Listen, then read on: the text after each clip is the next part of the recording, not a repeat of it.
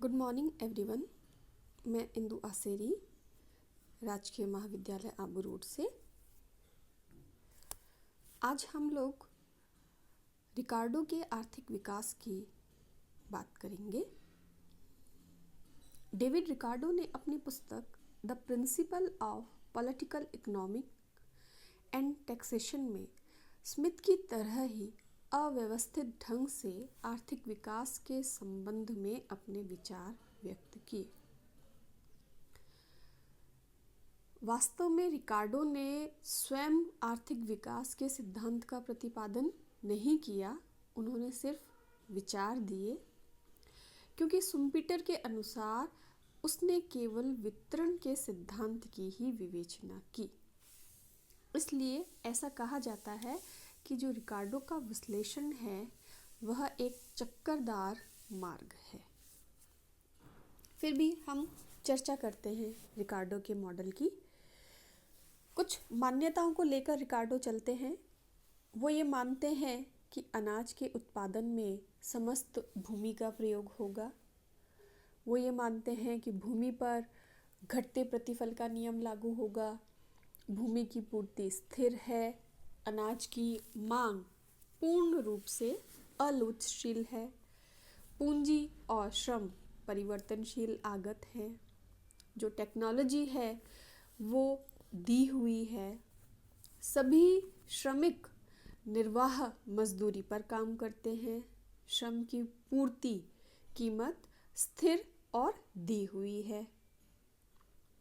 श्रम की मांग पूंजी के संचय पर निर्भर करती है।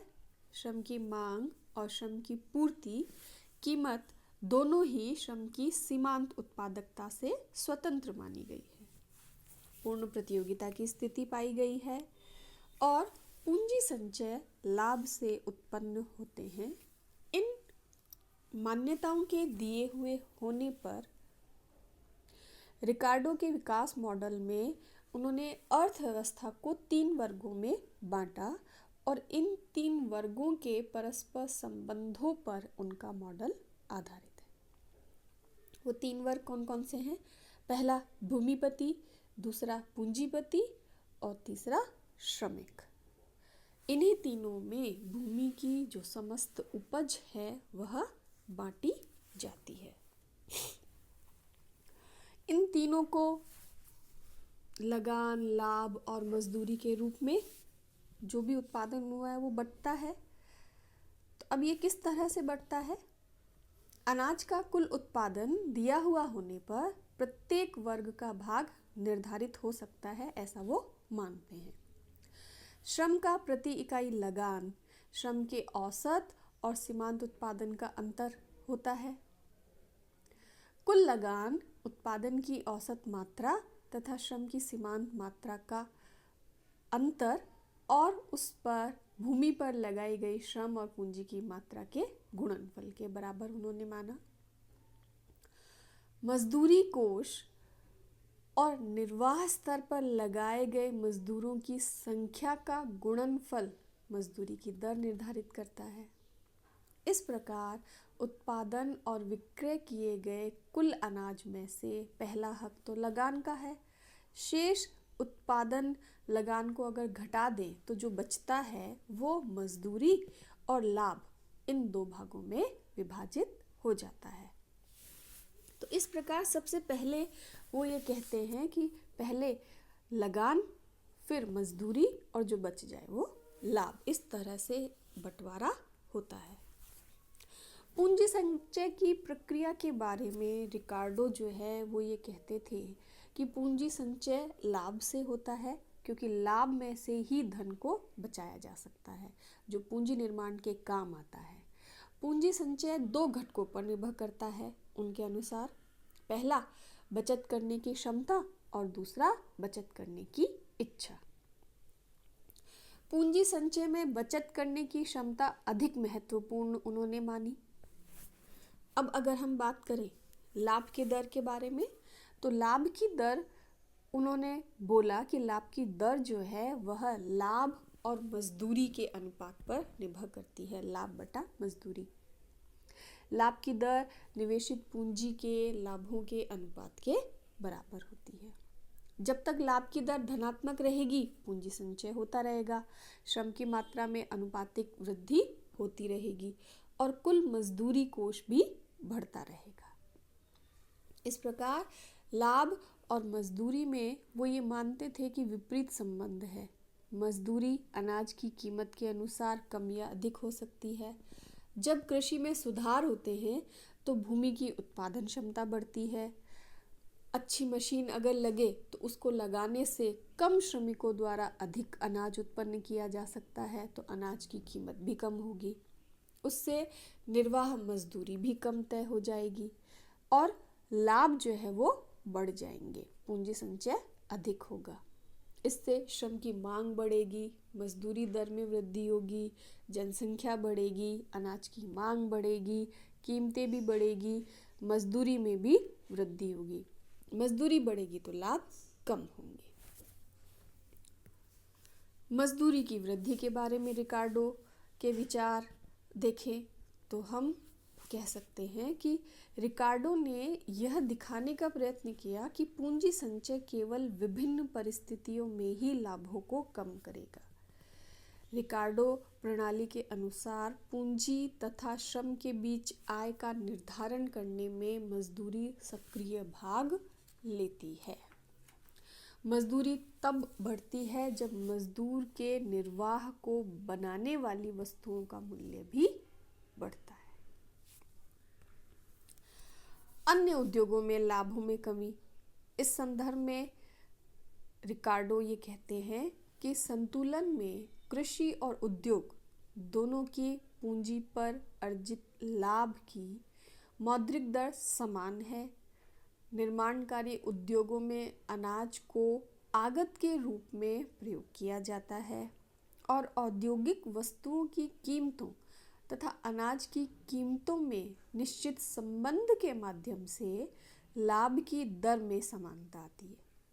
अतः जब कृषि क्षेत्र में लाभ की दर कम होती है तो निर्माणकारी उद्योगों में यह कम हो जाती है, क्योंकि अनाज की कीमतें बढ़ने से उद्योगों को श्रमिकों की मजदूरी बढ़ानी पड़ेगी, जिससे उसके लाभ कम हो जाएंगे। इस प्रकार कृषि क्षेत्र में लाभ कम होने से सभी व्यापारों में भी लाभ की दर कम हो जाती है। अब पूंजी संचय के इसके अलावा भी उन्होंने कुछ साधन दिए। पहला साधन कर। पर कर के बारे में रिकार्डो ये कहते थे कि करों को नहीं लगाया जाना चाहिए, क्योंकि करों का निवेश पर प्रतिकूल प्रभाव पड़ता है। अगर कर लगाए जाएंगे तो उससे आय, लाभ और पूंजी संचय कम होते हैं। कर सरकार के हाथ में पूंजी संचय का एक साधन उन्होंने माना। दूसरा वो मानते थे बचत। रिकार्डो करों के स्थान पर बचत को पूंजी संचय के लिए अधिक महत्व देते थे। उनके अनुसार बचते लाभों की दरों को बढ़ाकर वस्तुओं के मूल्य में कमी करके व्यय तथा उत्पादन से की जा सकती है। जितनी अधिक बचतें होंगी, पूंजी संचय भी उतना ही अधिक होगा। नेक्स्ट साधन वो मानते थे मुक्त व्यापार को। वो मुक्त व्यापार के पक्ष में थे। देश के आर्थिक विकास के लिए मुक्त व्यापार को वो एक महत्वपूर्ण तत्व मानते थे। अब स्थिर अवस्था के बारे में रिकार्डो के जो विचार है वो अगर हम देखें तो रिकार्डो के अनुसार अर्थव्यवस्था में लाभ की दर में निरंतर कमी की प्रवृत्ति पाई जाती है, जिससे अंततः देश स्थिर अवस्था में पहुंच जाता है। जब लाभों की वृद्धि से पूंजी संचय अधिक होता है तो कुल उत्पादन बढ़ता है, जिससे मजदूरी कोष बढ़ता है। मजदूरी कोष बढ़ने से जनसंख्या बढ़ती है, जिससे अनाज की मांग बढ़ती है। अनाज की मांग बढ़ने से उनकी कीमत भी बढ़ती है। जब जनसंख्या बढ़ती है तो अनाज के लिए बढ़ रही मांग को पूरा करने के लिए जो घटिया किस्म की भूमि होती है उस पर भी खेती की जाती है। बढ़िया किस्म की जो भूमि है, अच्छी भूमि जो है, उनको लगान मिलता है, उनका लगान बढ़ता है। इन पर उत्पादित उपज का बहुत बड़ा भाग खपा लेते हैं। इससे पूंजीपतियों और श्रमिकों के भाग कम हो जाते हैं, जिससे लाभ कम होते हैं। मजदूरी की निर्वाह स्तर तक गिरने की प्रवृत्ति होती है। बढ़ रहे लगान और घट रहे लाभों की यह प्रक्रिया तब तक चलती है जब तक कि सीमांत भूमि से उत्पादन जो है काम पर लगाए गए श्रमिकों की निर्वाह मजदूरी को पूरा नहीं करता। तब लाभ शून्य होते हैं और स्थिर अवस्था आ जाती है। ऐसी अवस्था में पूंजी संचय रुक जाता है, जनसंख्या में वृद्धि नहीं होती, मजदूरी दर निर्वाह स्तर पर स्थिर हो जाती है, लगान ऊंचा होता है, आर्थिक प्रगति रुक जाती है। इसे अगर डायग्राम में देखा जाए तो आप देखिए OW मजदूरी पर कुल अनाज जो है वो है OQRN। इसमें से यदि लगान QRPT को घटा दिया जाए और नीचे मजदूरी OWLM को घटा दिया जाए तो लाभ प्राप्त होता है PTWL के बराबर। अगर OW मजदूरी पर ON श्रमिक काम करते हैं तो उत्पादन है कुल OARN के बराबर। यहाँ लाभ शून्य हो जाते हैं क्योंकि जो कुल उत्पादन है वो ARSW प्लस OWSN मजदूरी और लगान में ही बट जाता है। इस तरह अगर हम देखें कि रिकार्डो के सिद्धांत में बहुत सारे गुण हैं। उन्होंने कृषि के विकास पर बल दिया, लाभ की दर के बारे में उन्होंने जो है धारणा अपनी दी। लुईस जैसे जो आधुनिक अर्थशास्त्री हैं वो भी इसी बात के समर्थन को बताते हैं। बचत का महत्व उन्होंने दिया। विदेशी व्यापार को जो है वो प्रधानता देते थे, मुक्त व्यापार के वो समर्थक थे। उनका सिद्धांत गत्यात्मक सिद्धांत था जो विभिन्न चरों में परिवर्तनों के आर्थिक विकास पर क्रमबद्ध प्रभाव का अध्ययन करता है। तो इस तरह से उनके सिद्धांत में कई गुण पाए गए। अब हम बात करें यदि उनके सिद्धांत की कमियों की, तो उन्होंने अपने सिद्धांत में प्रौद्योगिकी की बिल्कुल अवहेलना की।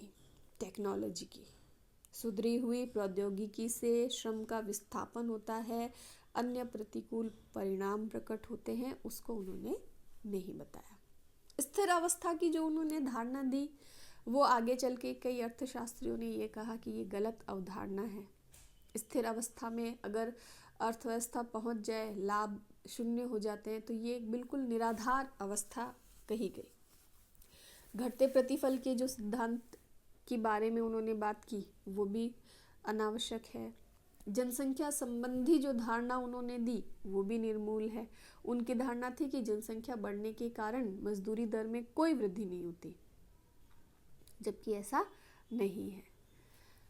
संस्थागत तत्वों की उन्होंने अवहेलना की।